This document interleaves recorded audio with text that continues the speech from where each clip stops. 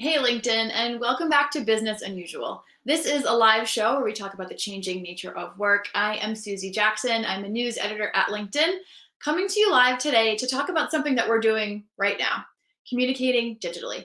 I'm talking to you through video. You're talking to me through text by dropping your comments and questions in the stream. If you're not already, I welcome you to tell us where you're watching from today. Talk to me and talk to each other throughout the show today. With so many of us working remotely, versions of this have become the new normal.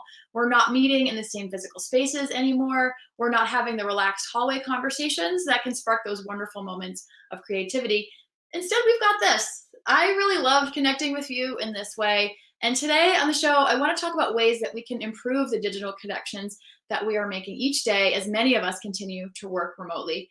Later in the show, we're going to hear from Jessica Gaddis. She is a designer who has been hosting digital office hours to connect Black women in her field.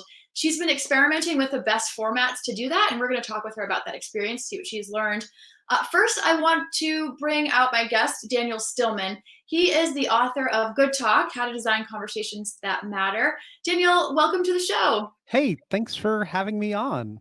This is fun already. Well, it's fun already. I'm glad that we can have fun talking digitally. It can be possible, even though it can be so draining sometimes too. Um, Yeah. I want to start by asking you. Your title is conversation designer. It sounds Yes. cool. It doesn't sound like a title I've heard a lot. Can you tell us what that job actually is? I mean, I think so yes, it's provocative.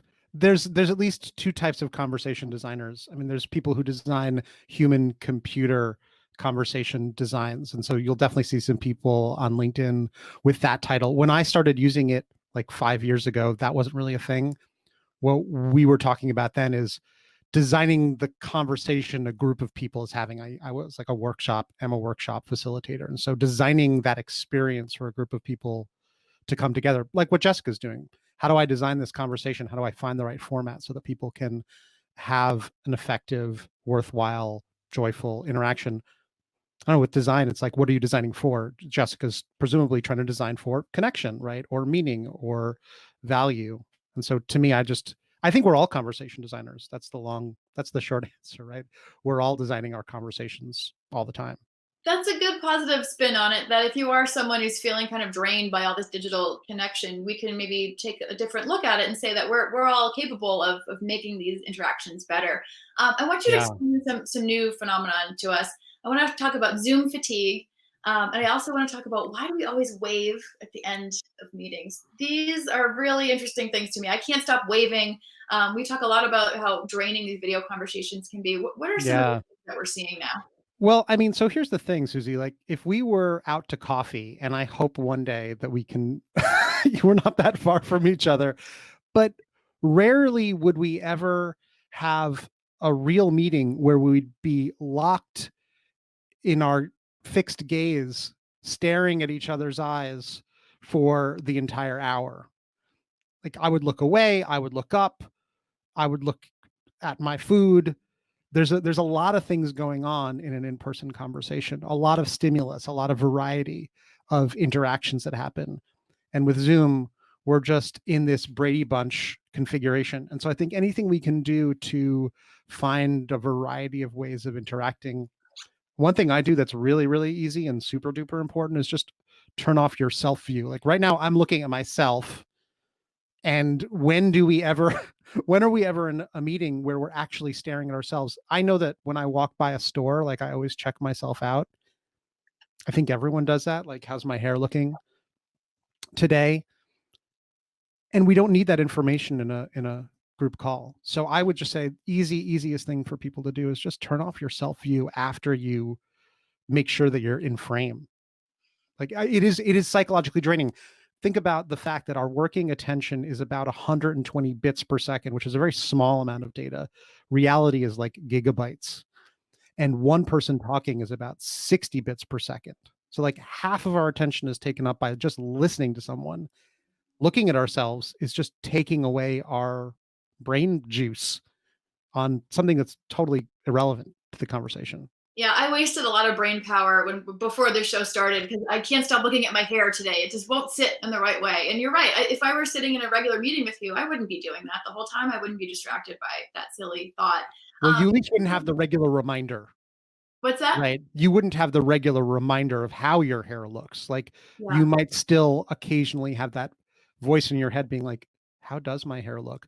But you would forget because you would get pulled into the room. Right. And I know you wouldn't be telling me the whole time that I should fix the bump or whatever. It wouldn't be part of the conversation anymore. That energy would No. be put into listening more fully.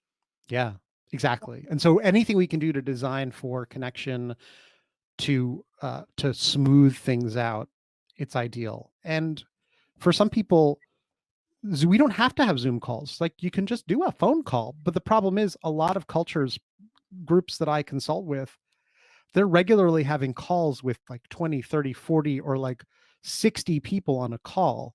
Now, even on Zoom, that's hard. On a voice call, I'm sure you've been on those calls where it's like a 60-person check-in call. And it's like, hey, so I'm just calling. Wait, what was that? What are we looking at? What's the document? And it's hurting cats.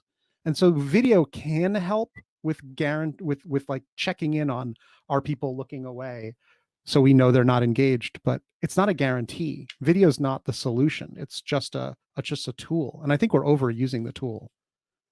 And if you're just joining us now, this tool that we are using right now maybe is what Daniel's talking about us overusing. We're talking today in Business and Usual about designing better digital conversations. Right now, I'm talking to Daniel Stillman. He's the author of Good Talk. He is a conversation designer by trade. I want to say hi to some of you joining us in the stream, to not forget that you are with us too in this conversation. We have Jane from Texas. Welcome to the show. Flora from Boston, Sue from Arizona. Also joining us, Ruth from Vancouver and Marie from Tennessee. So thank you for joining us. Thank you for watching and listening and letting us know that you are here as part of this conversation too. Daniel, I have a question from Stephanie in the stream. She says, what other platforms are there to use in virtual meetings and social gatherings? And how many people should be on at once? You just mentioned a meeting where there's 60 people. Yeah. Too Oh much. yeah. Well, so let's just take a step back, and so when we're thinking about designing the conversation, what elements are designable, and the place the conversation happens in is definitely something that affects it. And so something I noticed recently, I don't know if you've ever used the Blue Jeans uh, video conferencing platform. Zoom just copied a feature that was sort of very top level for Blue Jeans, which was when you have people and content, there's like a little slider that allows you to have all people, all content, or a little bit of people and a little bit of content. With Zoom, it used to be like you just share your screen and then all the people would just get blasted out of focus.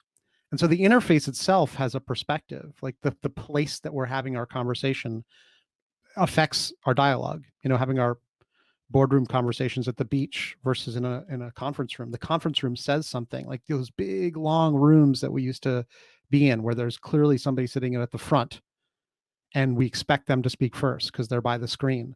We don't have that when we're online. And so we need to be clearer about turn taking and who speaks first and how much content we're showing. There's no fixed number about like, okay, three people, the two pizza rule. We all break the two pizza rule. It's just important to realize that when there's two people in the room, and we want to come to agreement, there's only presumably at least 2 points of view. I'm of more than one mind about most issues. When we have three people, we have 3 points of view. But when there's four people, we suddenly break into this complex domain. I'm going to draw a picture actually. So when there's four people, they can actually have about 1, 2, 3, 4, 5, 6 different conversations. And when we have 5 people, it's 15. When it's 6, it gets really complex really fast. And so I think everybody knows that groups of 2 and 3 are actually so much more effective. And so even if you're going to have a group of 5, 6, 7, 8, 9, 10, holding that conversation together is really hard.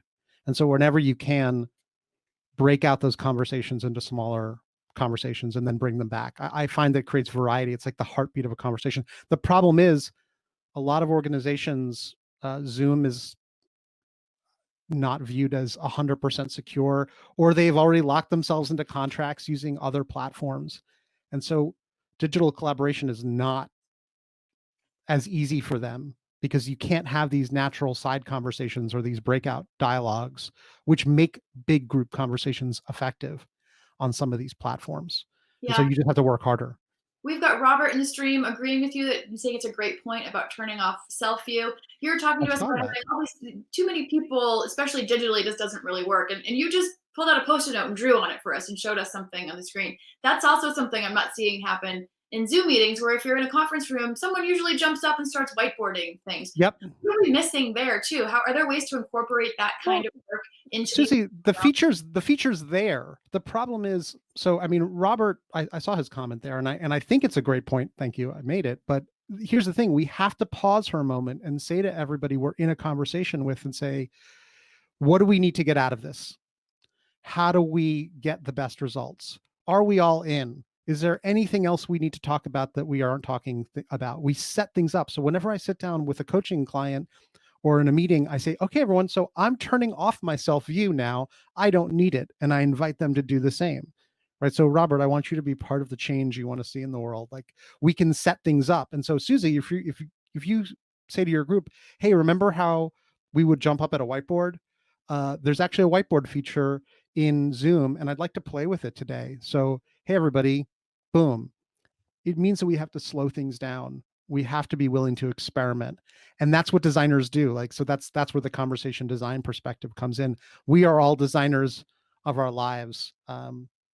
Aisha Bursell, who I just had on my podcast, wrote a book called Designing the Life You Love. And she's one of my new heroes. She talks about how designers want to think holistically and empathetically and collaboratively and optimistically. And I just want people to do that with their conversations, to say like, okay, well, let's be collaborative and iterative and experimental. Let's try something new, because I'm assuming that most people find the meetings that they're in a bit of a drag. Yeah, so you're giving us some good practical tips for being intentional in the actual meeting, maybe Yeah. experimenting with some of the tools that you haven't, because you've just kind of fallen into these face-to-face meetings. But Kareem watching wants to know, what can we do about the daily office small talk and chit chat that we're missing out on? Those Yes. serendipitous moments. You should probably stick around for Jessica's section. I think it's a real challenge because impromptu gatherings were possible in person. And now we have to plan everything, which is hard. I also know it's extra hard because a lot of companies are stacking up meetings, 30-minute to 30-minute meeting.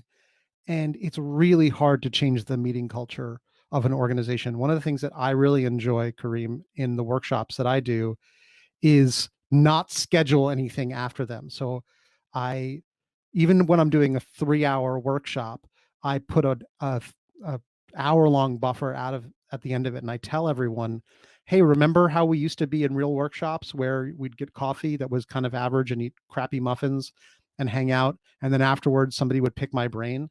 So I just commit to having that extra hour, and I say, if anybody has extra questions, if you just want to chit chat, I hang out for at least 30 minutes. And honestly, that's like my favorite part of the workshop. I know that it is really hard to do that in a business context, because you've got a 1 o'clock, you've got a 2 o'clock, you've got a 3 o'clock, you've got a 4 o'clock, and you might have a 5 o'clock. And if your day really sucks, you have a 6 o'clock. The thing about agile ways of working and transformation is that if there's no slack in the system, it's really hard for change to happen. And so I would just say, give yourself some buffer time.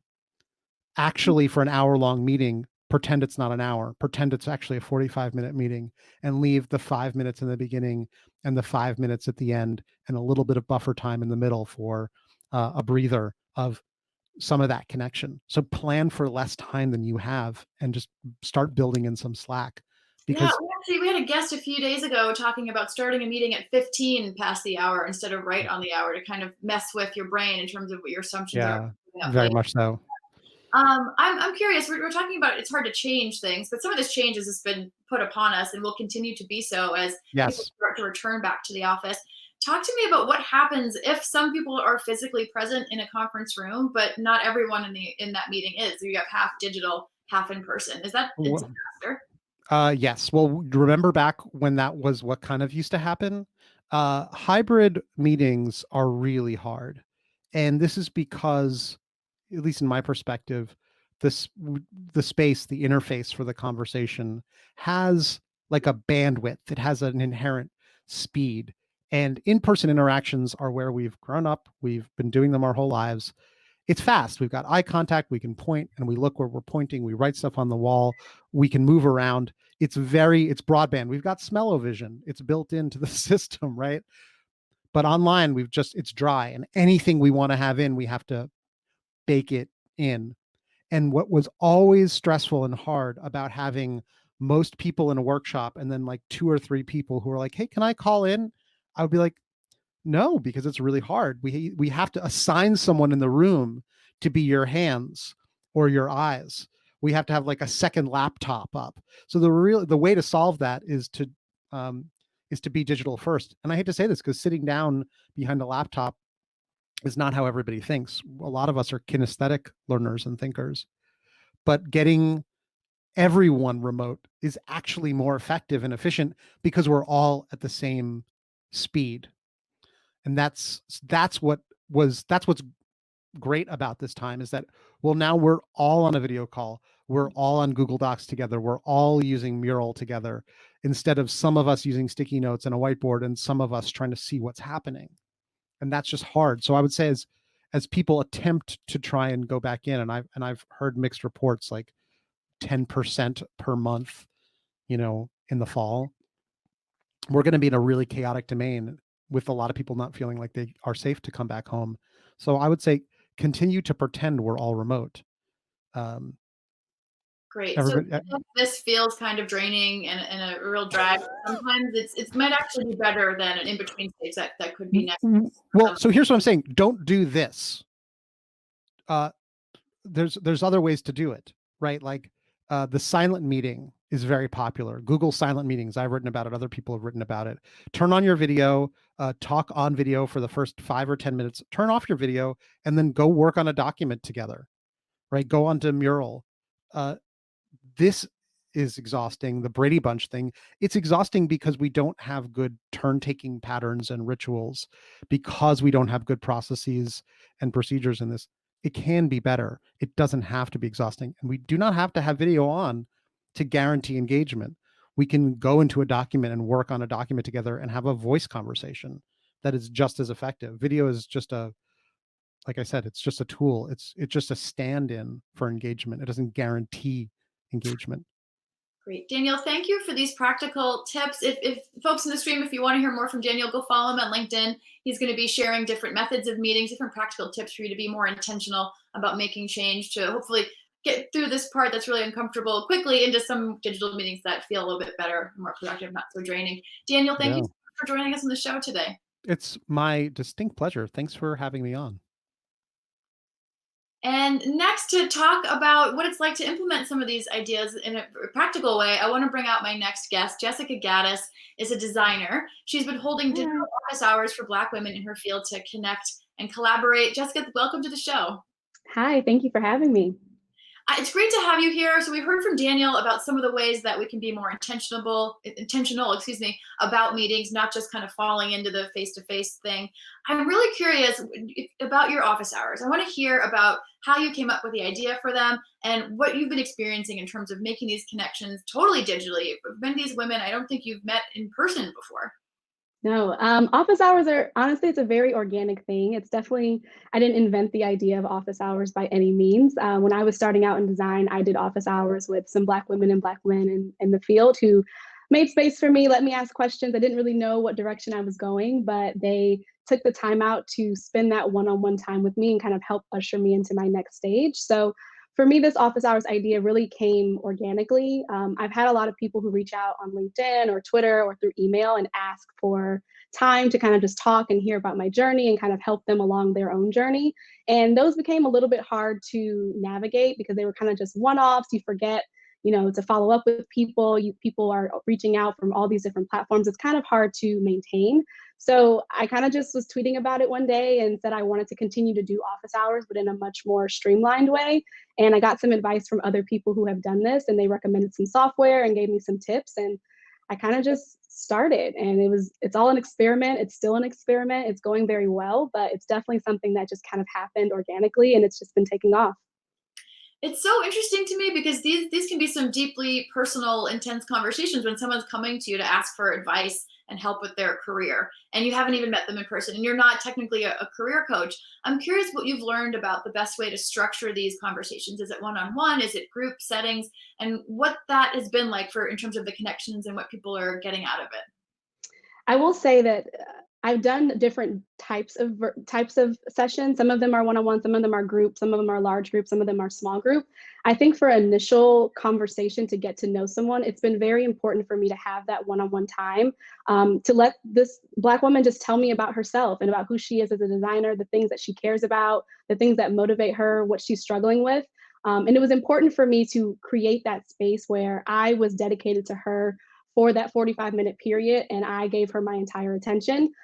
Whereas in these larger group settings, as Daniel was just talking about, the more people you have, it's harder to kind of corral the group around one single narrative. So while there is definitely a place for webinars, there's definitely a place for workshops, I do believe in the power of having that one-on-one time with someone to really pour into them and really focus on them and know that they feel that they are being that they're important to you. And they are, and it's genuine, but I think a lot of it really does come from having that one-on-one time. Now, it's definitely a lot of investment in terms of my own time, but I think that part is really important because I may never meet these women in person. And that's okay because I do feel like I have a genuine connection with them, and that's really important to the success of this. That's great. And what has the response been like in terms of, you said you're really flooded with people interested in this. So in terms of this Yeah. number that you're trying to manage, and then the sentiment, like what are people getting out of this, even though, like you said, you might not ever meet them in person? The response has been amazing, and I'm not gonna lie, I wasn't expecting it. I think the time that we're in right now, it works really well because of everything else that's going on. So far, I think I have about 150 one-on-one sessions that are booked, and I have, I guess, 3 different types of sessions. That one-on-one session is really that kind of intro to the women and kind of starting our relationship. I also do working sessions and check-ins, so there are a number of those as well, but those are kind of repeats, so people that have already had that one-on-one session with me can also book the additional sessions. It's been really interesting, honestly, and a lot of the reason why this is working is because me as a Black woman kind of saying out loud and being very intentional, creating a space for other Black women who are interested in design, that really kind of sets the foundation for how we're going to interact with each other. Immediately, they can relate to me as someone who looks like them or who has similar experiences as them. So a lot of that comes with what makes this very successful is having that baseline, me just saying it out loud, this is for Black women, and I'm gonna be very loud and vocal about that and unapologetic about it. And that kind of that creates the trust with them, and it really does help the success of the sessions, I would say. So you're facilitating some things one-on-one, you're doing other things in groups. We were talking with Daniel a little bit. He mentioned you're not in a physical space anymore, so no one's sitting at the head of the table who you might look to kind of have that power dynamic discussion about who's starting, who gets to talk. I'm curious about what you've learned that this is all digital, some's one-on-one, some's groups. Mhm. What have you learned about leading discussions versus elevating other voices? It's interesting that you say that because I've realized even in this time that I'm doing these one-on-one sessions, a lot of this for me is indirect user research. I'm learning a lot about the problems that exist for this group of people just by talking to them about their own experiences. And one thing that I've definitely learned, and I will always say, is I don't have to be the person that's in front. I don't have to be the person that's running the conversation or mediating the conversation. I'm actually doing a session next week with an amazing researcher. Her name is Nachari Riley. We had a one-on-one session a couple of weeks ago, and she was talking to me about her experience with UX boot camps. And I'm like, well, we need to do a session about this. Like, people need to hear what you have to say. So it's not that I have to be the one who is always giving the advice. I say to probably every woman that I talk to, I don't want to be the only voice that tells you about design. I don't want to be the only voice that you hear giving you feedback. So a part of what I'm doing is also finding ways to amplify the voices of other Black women who have something to say about design, and giving them the space, using my platform to give the space to someone else who can share their experiences, their struggles, their resources. And it doesn't always have to be me, and that is completely fine. We have someone joining us in the stream who's had a session with you, who is singing your praises. Oh, hi, Benny. You're amazing. So, Bemisula, thank you for joining us today and for sharing those kind words with Jessica. I Oh, think it's pretty amazing, too, that she's fielding requests for 150 plus one-on-one mentor sessions on her own time. So, like, yeah.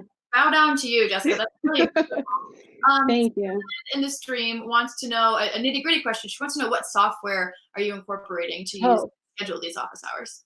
so I asked Twitter, like, what should I do if I want to do this? And everyone said Calendly. So Calendly, Calendly. And it's amazing software. I have so many things that are kind of in the works, and having a software that's solid, I just went ahead and paid for, I think it's the premium level. Like I just skipped the free level. I was like, you know what, I need to get all the bells and whistles for this. So that's the software that I use to kind of schedule, obviously, the entire Google Suite. I use Zapier a little bit to set up some integrations between, when someone signs up on Calendly and getting that information brought into my Google Suite and my Google Sheets. But Calendly is kind of the heart of everything, being able to schedule, create events on the fly, control the number of people who are going to be in events. Calendly controls like follow-up emails and intro emails. So I love that software. I will speak highly of it. If anyone asks me, definitely would recommend it. That's great. Jessica, thank you for sharing the big picture view of what you're doing, right down to what calendar software you use. So everyone can go out and they can try to facilitate hours like this to help others out with digital only time. Thank you so much for joining us on the show today. Thank you for having me. I'm so glad that you invited me, and I'm so glad that I was here. Thank you. Thank you. And thank you to all of us for joining as we try to make a better digital connection. We are Business Unusual. We are normally here 5 days a week from the LinkedIn news page. We will be starting our summer break for the next week, and we'll be back to you on July 13th. That's a Monday. My co-host Caroline Fairchild will be back sitting down with the CEO of BTG to discuss the future of gig work. I do hope you will join us then. And in the meantime, if you're in the US, have a happy 4th of July and stay safe out there. We'll see you back here soon.